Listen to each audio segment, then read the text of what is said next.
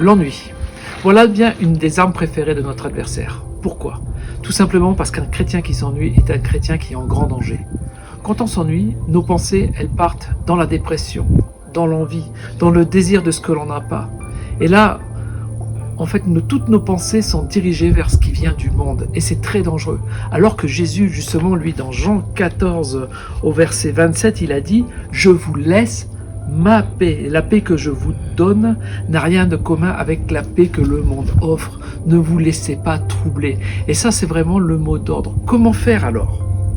Pour garder la paix que Jésus nous a donnée, il faut se servir du Saint-Esprit. C'est le cadeau qu'il nous a donné. Il faut parler en langue, parlant en langue constamment. Je vous l'ai dit à la dernière vidéo, c'est vraiment la stratégie qui nous est donnée en cette année pour vaincre l'adversaire, pour faire évoluer le royaume des cieux sur cette terre. Il faut parler en langue. Et vous allez voir, ça va débloquer énormément de choses dans vos vies.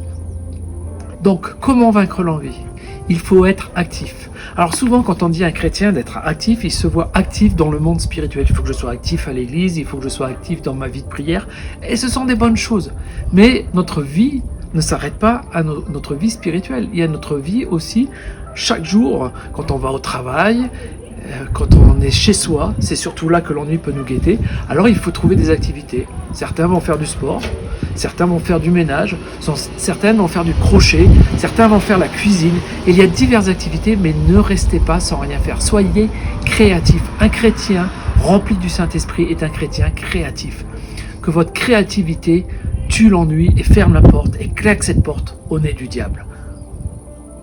À bientôt.